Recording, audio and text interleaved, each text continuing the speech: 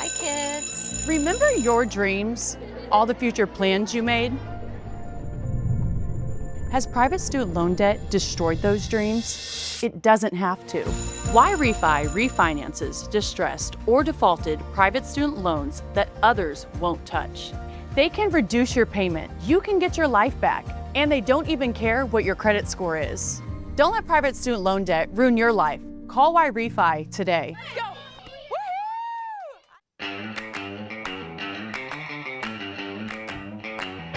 All right, welcome back to Breaking Battlegrounds. Continuing on now, we are pleased to welcome back Chuck Flint. He is the president and CEO of the Alliance for IRS Accountability. They have a fantastic new national poll out today we wanted to bring them on and talk about. So Chuck Flint, welcome back to the program. Great to be with you. Thanks for having me. So Chuck, what was your biggest takeaway from the poll? Well, first, what was the poll? Tell us what the poll was, and tell us what your biggest takeaway from it, something that surprised you. We wanted to do a poll on, there are two big issues right now that we're really concerned about. Unrealized gains taxes that we see that are creeping up in states and also into proposals in Congress. And then also on something that we feel is probably the most inherently unfair thing in the entire structure, which is that when a taxpayer goes to court, they have the burden of proof against the IRS. And that is completely backwards. It's a guilty until proven innocent system. So we wanted to poll it, and we did. We sampled roughly 1,000 people. We had a pollster do it. It was an online poll. And they came back with numbers that, I mean, frankly, did not surprise us. But I would say the biggest number that, not really surprising, but 66% of people do not feel comfortable with the IRS appraising everything of value in their life, which is what an unrealized gains tax is ultimately going to come down to. We sort of figured on the burden of proof and other things that people are there. That's just common sense. But I don't think that Americans are really catching on to the unrealized gains tax and what that means. It's framed by progressives as a wealth tax. And so they just hear wealth tax and they're like, oh, that doesn't apply to me. But it likely will apply to them at some point. Once the IRS gets that power, that's always how it works. Well, I'm pretty sure Americans were saying the same thing when the income tax was first passed. They're going, oh, it only applies to those wealthy people. That's right. And look at what's happening in New York City with Mamdani, okay? He comes in, I'm going to tax the rich. What was the first thing that he did? I'm going to institute a 9.5% property tax increase that he then held over Governor Hochul's head. And then she capitulated and said, okay, well, we can't have that. So I'm going to give you a $4 billion bailout. And then he claims victory and says he balanced the budget, but he didn't balance the budget. He just got some money to close the gap on the back of the taxpayers. And it's the middle class that's going to pay for that once again. But to the point, that I'm trying to make is that these policies, they always start with the rich because they're an easy target. But then the IRS and these tax authorities, they always want more. And historically, that's just how it works. It's mission creep. Well, there was something about this poll that was even more concerning for me. So, for example, let's go back to the unrealized gains tax. 59% of Americans say taxing unrealized gains, taxing assets that have increased in value but are not sold, is unjustified.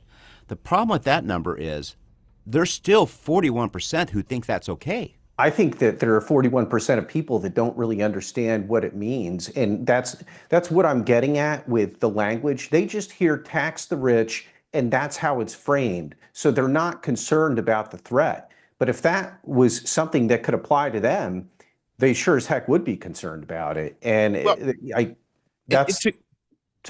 Give an example. Let's say a kid spent their time growing up. You're a kid on the left. You spent your time growing up collecting Pokemon cards or baseball cards or whatever it is. Those could be assessed for taxation, couldn't they? Sure. 100%. Let's say that you are a farmer in Iowa, and your grandfather bought a piece of land for $50,000 back in the 1950s, and now that land happens to be worth $3 million. Yeah, you're going to have to pay an unrealized gains tax on that, not under particular bills that are proposed right now, but what's to say that they're not going to lower that threshold in the future? They certainly could. And what about for other businesses that do have more in the way of assets that aren't publicly traded? If you owe the IRS money, in their opinion, on the appraisal, and they're going to be the ones doing the appraising, you have to self-report in most bills. But then ultimately, if they feel you've made a mistake, they'll come in with their own appraisal methods and do what they want. Well, you don't have stock that you can just sell. You're going to have to liquidate part of your business in order to satisfy their penalty. Yeah, let's say you're a fine art dealer, right? Part of their profit, I know because I have a good friend who does this, part of their long-term profit is they're sitting and holding things they think will appreciate over time so that whenever they go out of business, they have a big nut at the end of that they can cash in on. That goes away. That's right. That's absolutely right. You're taking away something that someone has built, and it's very arbitrary. And once the IRS is in your life, they're always there. They're going to come back, and they're not very clear about how they assess penalties and fines. So when it comes to formulating appraisals on assets that you own, it's anybody's guess what type of a metric they're going to use to do that. I'm sure they'll say they have something, but it's just the whole thing is very uncomfortable and unsettling for those that are following it. And people, according to your poll, don't think the IRS does a good job of customer service either. No, they don't. 78% think that the IRS should be held to a higher standard. I think that's also a number that's not surprising, but it's also really instructive. It tells you that people, and this was taken right after, after tax day. So this is when people are typically interacting with the IRS quite a bit. That should really tell you something. They don't feel that the service that they're getting from the IRS is up to snuff. Well, dealing with the IRS is sort of like having a significant other and she says, we need to talk. Right? Your stomach's already clenching, right? The day just flies by. What's going on? So, it's an interesting point. So, literally, just yesterday, one of my businesses got a tax bill from the IRS from 2019 for $11,000. Oh my God! We're in 2026, right? It's just insane. So now my CFO is digging around today to show, well, this payment was made. What are you talking about? He hasn't spent time on this today, and there's really no mechanism where I can go get his time back.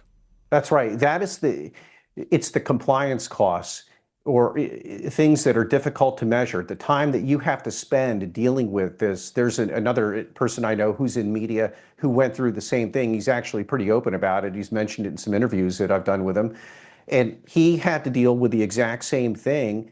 And you go through all this paperwork and show him, and he said it really just took a very long time. Mm-hmm. And, a lot of times you're right, and maybe they're just kind of shooting in the dark. Well, I have business, literally, this is not exaggeration. Every year, we have a dozen LLCs. Every year, I get one or two notes from IRS, you owe $1,100, you owe $2,100. I'm pretty much convinced it's a scam because I talk to my accountant, and we just say, do we want to waste time doing this, or do we just want to pay it? And most of the time, we'll pay it. Well, for a corporation, $1,100, you're going to spend way more fighting it than it costs. So, it's sort of a scam. It's sort of like a Ponzi scheme. I will tell you that I've spoken in the past with a former IRS attorney who was there for a long time. And you want to talk about something that's kind of a scam or a scheme. This is not something that you can find in any type of a FOIA request if you were to FOIA the IRS. But they target elderly individuals between the ages of 70 and 80. And when they need to kind of bump their numbers up and get their quota, they will go ahead and assess elderly taxpayers a certain amount and then just look to close them out for 20% of the assessment because they know they can't really fight it. A lot of them are living on fixed incomes. And it's something that's been going on for a long time. It's difficult to quantify with any statistics that the IRS produces, but it's more cultural within the IRS. They know that that's a demographic that they can go to when they need to bump case numbers up. And it's when I heard that, it was. There's some other things that they do. This is something that would probably surprise or maybe not surprise your audience. But they conduct training audits, except the other person on the end of that audit doesn't know that it's a training audit, but it's just an audit.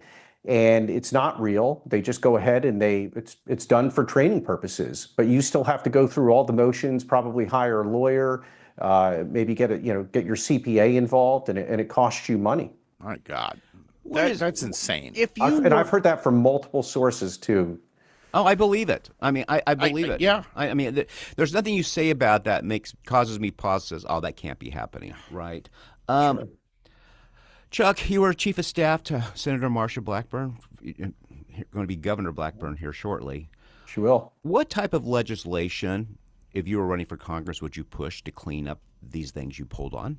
Well, I would make sure, first of all, that you can never have an unrealized gains tax. Look, to me, when I see the unrealized gains tax and some of these wealth tax proposals that are in Congress, they want to plus up the IRS $100 billion. The IRS is the most dangerous agency in the federal government. They have the ability to audit, which I think, short of the ability to incarcerate, is the greatest tool in the government's toolbox. I would honestly, I would do something to limit the amount of time that careers can spend at the IRS. I think you should be capped, because these people are embedded there for decades, and they just think that they can do whatever they want, more so than other agencies, because they have the authority to do it. So just off the top of my head, I would clean house. I would chop that workforce down in half. You'll probably be able to do it because of technological advances, and just get rid of these people. I mean, you've got to make it easier to fire them.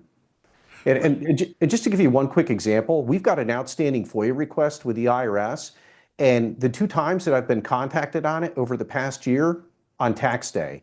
Now, that's not a coincidence. Both times to tell me that they needed an extension, they can't comply with our request, which, by the way, was a pretty narrowly tailored request. But that's what I'm getting at. There's no accountability. There needs to be a mechanism, and I'm not sure what it would be in my head right now, to a T, but I would definitely love to see the burden of proof flipped. That would be huge. It's almost one of those things. You don't have this in federal elections, but like we do with some local jurisdictions where you have to, the voters have to go out and retain judges. I almost think you should have that to the voters, to retain the head of the IRS every 4 years. Like, I agree. Some mechanism. One thing I wanted to touch on before we let you go here, Chuck. A lot of countries, you hit on technology and the customer service aspect. Most countries do not make their citizens, at their own risk, figure out their own taxes. Most of them just send you a tax assessment or bill or accounting, and then you have the right to dispute it. Why don't we, or why haven't we moved to that system? It's a good question, and one I haven't studied enough on to be able to give you a concrete answer. I can tell you that former Secretary of Defense Donald Rumsfeld used to write a letter to the IRS every year when he would file his taxes, and it would say, "My wife and I don't know what we owe. We're just sending this in, hoping that we're right. We've hired the best accountants that we can, and maybe we're right, but we're not really sure." That's the way the system works, and it's really a classic. He used to send that in every year, and right around tax day, it always pops up. Somebody posts it, and I really enjoy reading that. But yeah, I mean, I think and one other thing I'd like to mention too, quick, is that making the IRS pay when it goes to court and it loses, I think would also incentivize them to be more careful about the assessments that they give to people. Because if it gets challenged and they lose, then the agency owes money, and that probably gets stuck on that agent's record. And I think they would be more careful. That seems like a big one. It also seems like the type of issue that you could get bipartisan support for. I think so. Listen, I was a prosecutor. The burden of proof and loser pays when the government, because the government, it's not a charge, but in essence, they are charging you. Right. They're the ones who make the assessment. Right. So why do you have the burden of proof? That is completely backwards. I can't imagine what that would have been like as a prosecutor going into court and then looking at the defendant and saying, okay, go ahead and prove your case. That should never be the way that it is when the government is doing something to they're not threatening your liberty the way they are when you're a prosecutor. But still, the ability to financially cripple you is something that can be life-changing. Yeah, absolutely. This stuff drives me nuts. I mean, really, Chuck and Chuck. This stuff drives me insane because it is clearly such a bureaucratic, developed system, and it almost looks from the outside like the politicians have spent 50 years just saying, well, you all are the experts, run with it. And every time anyone does that in any part of our society, that agency just goes entirely off the rails. 100%. 100%. Well, Sam, the reason that it also drives people nuts is because that it's so common sense. Listen to what we're talking about right now. Look at our polling.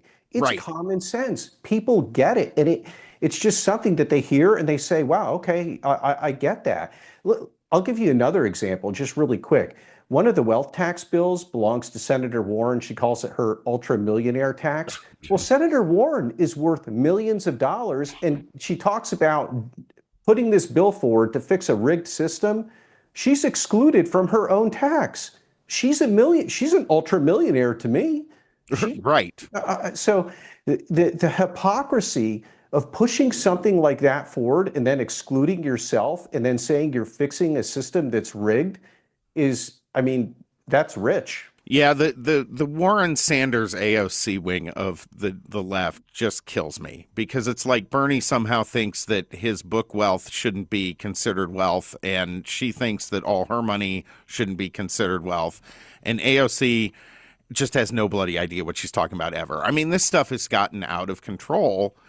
And they're going to do things that truly hamper our economy and the people of this country going forward for a long time if they move forward with these wealth taxes. They absolutely will. And look at Bernie. He flies around on a private jet everywhere going on about oligarchs and consolidation of power and wealth. You got to get to your 3 houses in an efficient amount of time. How do you do it without a private jet? Yeah, that's a good question. It's not a problem I have, but I'd like to learn how to handle that personally someday. Yeah, I pray that's your burden in the future. For a career government employee like Bernie Sanders, it's amazing the wealth that some of these members accumulate. I think we all know how they're doing it. Yeah, exactly. Unbelievable stuff. Chuck Flint, thank you so much for joining us. Folks, you can follow him on X at Chuck A. Flint, and also make sure you're going to IRSaccountability.org to stay in touch with all of their work, because this is important stuff. The IRS, I think 90% of Americans would probably agree the IRS is not doing a very good job of serving the people of this country. Especially when they learn all the facts, and it takes people like Chuck Flint to put that in front of them. Maybe we need to do a poll online. Would you rather get a call from the IRS or a call from your girlfriend? We need to talk. Let's make that happen, ladies. Okay. I mean, honestly, when I had a mother-in-law that wasn't the best relationship, I would have taken that call first. Yeah. Chuck, have a great weekend, buddy. Look forward to having you on soon, Bo. Thanks for having me. Appreciate it. This is Breaking Battlegrounds. We'll be right back.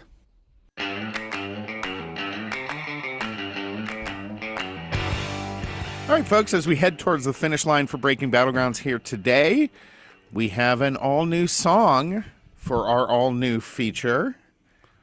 Bee's Corner has its own tune. We got our jingle, so let's hear it. Yay! Murder, mystery, secrets untold. The truth gets set free when B gets a hold. Crimes where killers roam off free, or even ones where they get caught at the scene. From cold case files to headline news, she's breaking it all down just for you. So come take a seat, don't miss a beat. These crime corners where the stories go deep. All right. That's my jingle. Loving it. Loving it. Okay, so today we have Channon Christian and Christopher Newsom. This was a case back in 2007 in Tennessee. So it started when the young couple, Channon was 21, Christopher was 23, and they were outside of their apartment going on a date, and LaMarcus DeVell Davidson and others abducted them. They jacked their car, kidnapped them, brought them back to Davidson's house, and they raped, tortured, and murdered them. Gosh. They ended up finding Christopher Newsom the next day after he was brutally assaulted, raped, and shot 3 times execution style on train tracks, burned, and half naked. Yeah. They then found Channon. They didn't know that there was a female involved until like a day later. Oh my gosh. Yeah, when they found her car. There was a lot of like different ties in this story that like kind of really pushed the investigation along, but this was also another story where there was a lot of missed steps that could have completely screwed the investigation. But then they found Shannon's vehicle outside of Davidson's house, like a couple houses down, and they found a bank envelope in the back seat with his prints on it, and they ended up getting a warrant for the house. But the warrant was not signed, but it was still executed, and multiple people missed the fact that it was not signed by the cop that was supposed to sign it. So all this evidence they ended up finding in Davidson's house, like multiple pairs of clothing from Christopher and Channon. They found Christopher's running shoes the day they got Davidson. They found that Davidson's girlfriend had a bunch of Shannon's clothes, and the cherry on top, they found her body in his trash can in 4 trash bags with his DNA found on them, suffocated with her eyes open. Oh my So she gosh. suffocated Wow. in his trash can after being like tortured for the last like 2 days after finding Chris in his house. And then that evidence, though, he tried to fight back in 2019 and say that that evidence couldn't be used because the warrant wasn't signed, which technically in a court of law, they would throw it away. But they ended up granting like a good faith for it. So they let it because it was a dead body. So they had to use it. Wow. But then when the case like was initially going to trial and stuff for like the first couple of years, the judge that was like starting the case, he was exposed for taking painkillers. So that also led the trial later down for Davidson, who was, Hold it. Where was this at? this was in Tennessee, Knoxville, Tennessee, yeah. And like there's a couple of reviews online that are so crazy because these reporters that were on the case, like through and through, that needed therapy after it even. They were so like involved in it. They said that this judge, they had a couple conversations outside in the smoking area when they were going to catch a smoke, and he was like laying down like half out of it, like cigarette hanging out his lip, not even lit. Like so completely like pain killed out of it. Oh, And he had back issues. So then this judge was set to go on a leave.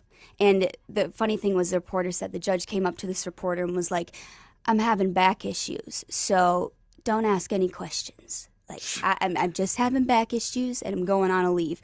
But it was because he got exposed for the drugs and they were requiring him to go to therapy. Oh and my get help, goodness. which then he was disbarred. So that ended up like causing an uproar in 2019 when Davidson tried to say like, oh, like, no, like the whole warrant isn't valid. But they were like, no, we handled this years ago.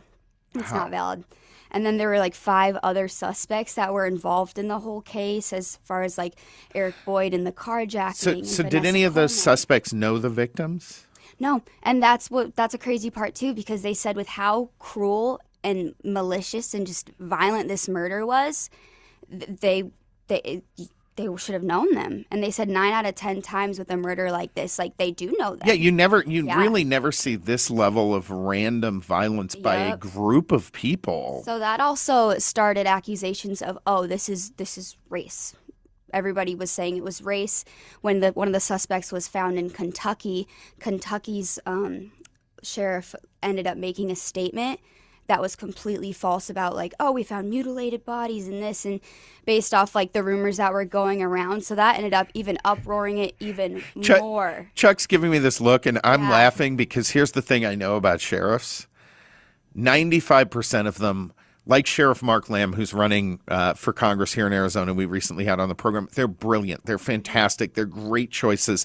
Occasionally someone gets elected into one of those offices who's freaking loony. This guy, yep. And so then with all this uproar and false information, and the time being 2007, you know, there's still, I mean, even today, there's still big race issues, but they were saying it was that. But also, that is kind of what just blew it up. But then these reporters were saying that this sheriff and all that is what caused them to start making like live tweets during the court cases, because they were like, we are sick of this false information. So that's where they really started pushing. This was one of the first cases besides in Texas where they started doing like live tweets during a court case to let people know like the information and the accurate information. So that was good. So it definitely started that.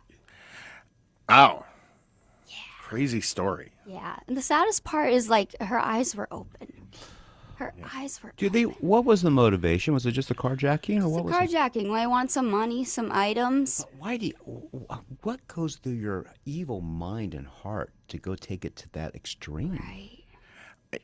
I think, look, I think this is one of the things that the left completely ignores with their anti-recidivist, anti-cop view, is that there are horrible humans on this planet. There are evil people. Evil exists. And sometimes it exists in people, and they need to be stopped. They need to be jailed. They need to be executed. Yeah. It's not happening at we really needs to be. We really need to start expediting executions. Well, so I wanted to bring up one other thing, because this came out today.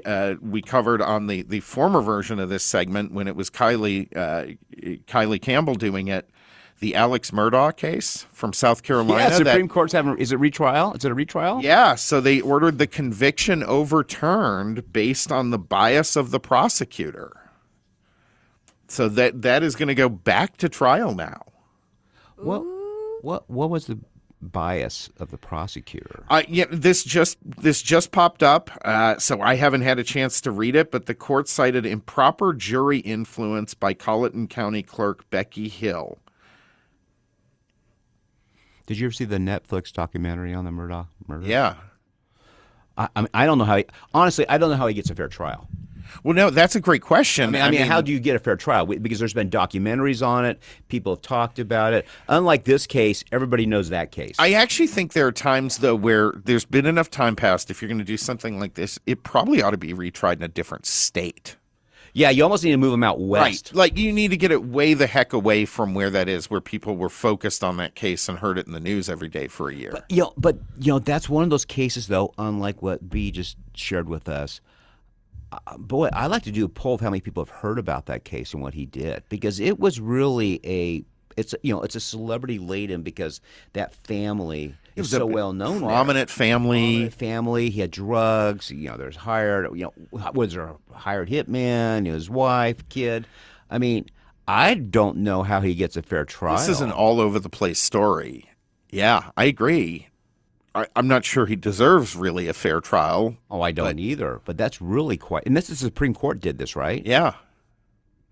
Which is a pretty dramatic thing to overturn it on that basis. I mean, that had to be some. They had some real evidence, right? I mean, that they didn't willy nilly do that, especially in South Carolina. No, because no one's there is doing. No, look, the South Carolina Supreme Court has no hesitation putting people in the electric chair. Yeah, so so that evidence must have been overwhelming. It absolutely had to be 100%. Anyway, what was so these folks were all convicted, right? Mm-hmm. And is it life in prison or execution? The girl who was just like involved, the girlfriend, she only got 53 years, which she ended up getting her sentence shortened when she went through the two other judges. Eric Boyd was convicted on a federal level and sentenced to 18 years in federal prison. Lamarcus Davidson, George Thomas, they had multiple prior felony convictions. So after the jury trial, Davidson was convicted and sentenced to death, lethal injection, and Cobbins and Thomas are sentenced to life in prison without parole. They should all get lethal injection. They all should, yes. 100%, including the girl. Yeah. 100%. Absolutely. All right, folks, stay tuned. Our final segment coming up here, comedian Lou Perez. You're not going to want to miss that. Breaking Battlegrounds back in one moment.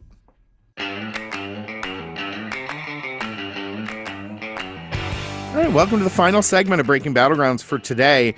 Our next guest up is part of a new feature. We're going to have him on a couple of times a month. Lou Perez, comedian, producer, the author of That Joke Isn't Funny Anymore on the death and rebirth of comedy. He was last on our program back in January, but you might have seen him on Goodfield, Fox News Primetime, One Nation. He's kind of been everywhere. One of the funniest guys on the planet. Lou Perez, welcome back to the program. Thanks for having me back. I hope I do well enough to actually be brought back. Well, Yeah, Lou was friend of the show. Now he's contributor to the show. And you can be a contributor. You have something to offer, folks. So if a month from now you haven't heard from Lou Perez, I guess he's not funny anymore. There we go. I dropped in my standing. The women here in the studio are sort of now like a judgment paddle of America's Got Talent with their thumbs up and down. So Lou, you sent me a piece. A strange, well, it's not strange, it's a loophole, how a law allowed a convicted child sex offender to father a surrogate baby. Tell us about it.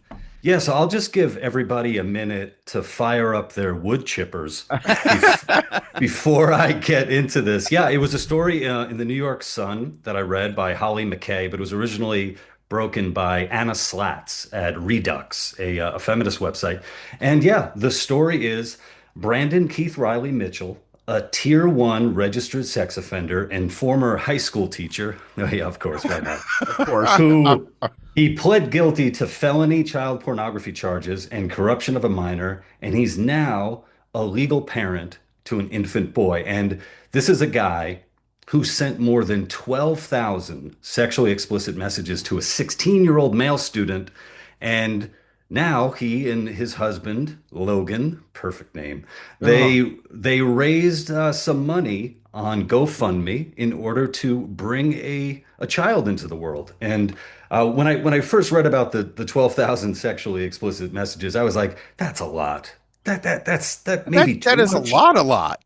Yeah, like you wonder, like, oh, maybe did he get it out of his system? After 12,000. Well, I mean, how much time do you have to spend sending it? I mean, I was looking at our Facebook page this morning. We had almost 300,000 followers. We've posted like 30,000 things over 5 years. So 15. I mean, how long was this going on with this kid? Yeah, and I'm gonna bet that he was sending most of them. I bet the kid was I don't know what the kid was sending back, but man, that was a lot.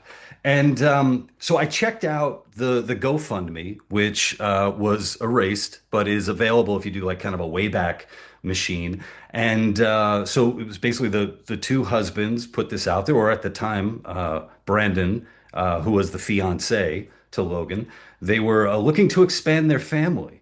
And they were going to be doing it through gestational surrogacy. And I didn't know much about that, but according to them, gestational surrogacy, the child is not biologically related to the surrogate mother. Instead, an embryo is created via in vitro fertilization using an anonymous donor egg.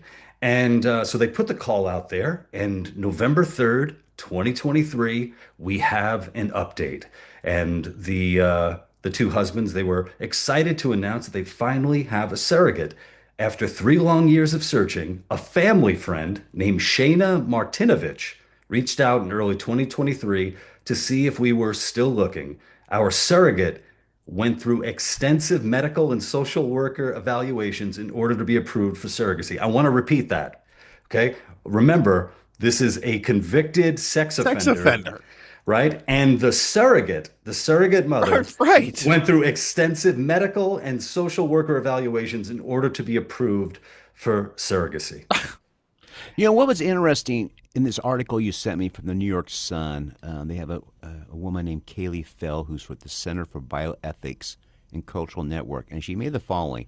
Adoption law was developed to protect children that had already been born or conceived, vulnerable children in need of state oversight. By contrast, surrogacy has been treated as a form of private reproductive arrangement. It has never been about child welfare, but instead about adult desires. Yeah, that was that really hit home, especially since these guys have been described as surrogacy influencers.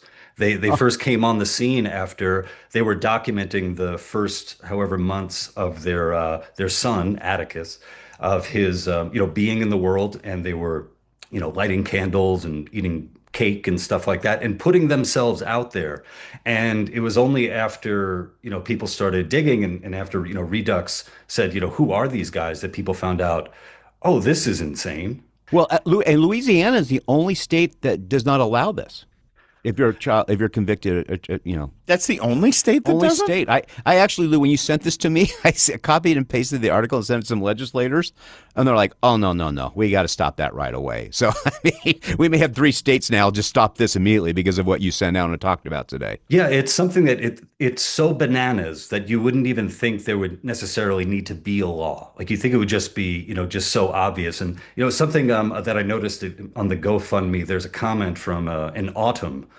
She gave $150 to the cause, and she wrote, quote, "I could not imagine a better family for a baby. Best wishes." Now, talk about a lack of imagination, that you can't think of a better family for a child to grow up in. And just think about all the people who were involved here, because you're obviously talking about the surrogate herself. All of these people, this is what's so crazy. All these people are online.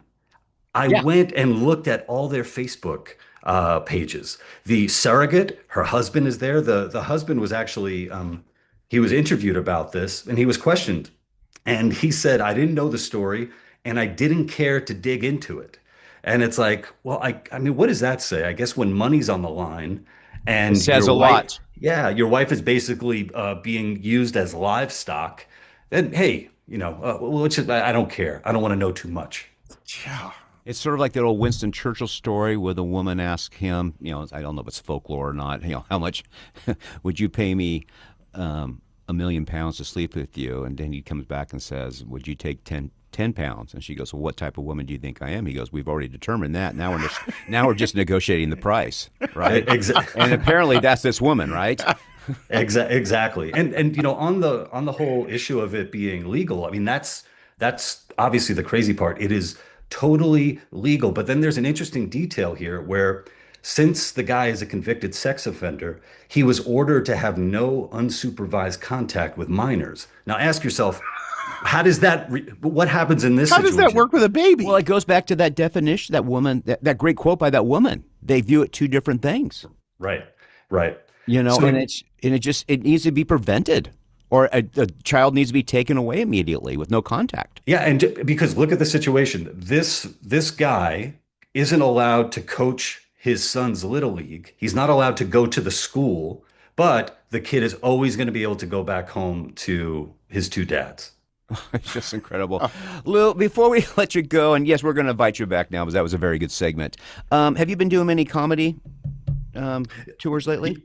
Yeah, I've been doing stuff all around. I have a show in Manhattan, New York City, on May 28th, Thursday. It's called Parental Advisory, and it's at a place called Some Good Wine. We mix wine tasting and stand-up comedy. So if the comedians suck at the start of the show, by the time we get to the end, they are very good. Well, Some Good Wine sounds like a place where they give you some wine, but they may add some Sprite to it or root beer or something. So, we'll see how that goes with you on that. So, you wrote your great book. You wrote a book, That Joke Isn't Funny Anymore, on the death and rebirth of comedy. Have you found audiences getting back to just enjoying comedy again, or do you feel people are still watching what they say? Oh, definitely. Yeah, I've definitely found that. And something else, too, that I found is if there are people in the audience who are upset about the joke and they look around, for support, sure, they're usually looking at people who are laughing and who are getting the joke. So we are kind of ostracizing people who, without a sense of humor, who are getting, want to be offended more than entertained. And I feel like we are pushing them out. I mean, once we can do that and get the sex offender surrogates out of the picture, I think it's going to be a happy world. Lou Perez, you folks, you can follow Lou at X on Lou Perez, Perez. Lou, thanks a million. Look forward to having you back in a couple of weeks, buddy. We appreciate you. Likewise. Thanks. This is Breaking Battlegrounds, folks. We hope you've enjoyed the show this week. Well, you should. It was a great show. On behalf of Sam, Brennan, Lou Perez, Sydney, Jeremy, this cast is really growing. It is. And the Winston Churchill analogy, we hope you have a great weekend. You can follow us at breakingbattlegrounds.vote. Also follow us on Substack or wherever you get your podcasts. And hey, Sam wants a 5-star review, so give it to him. Have a great weekend.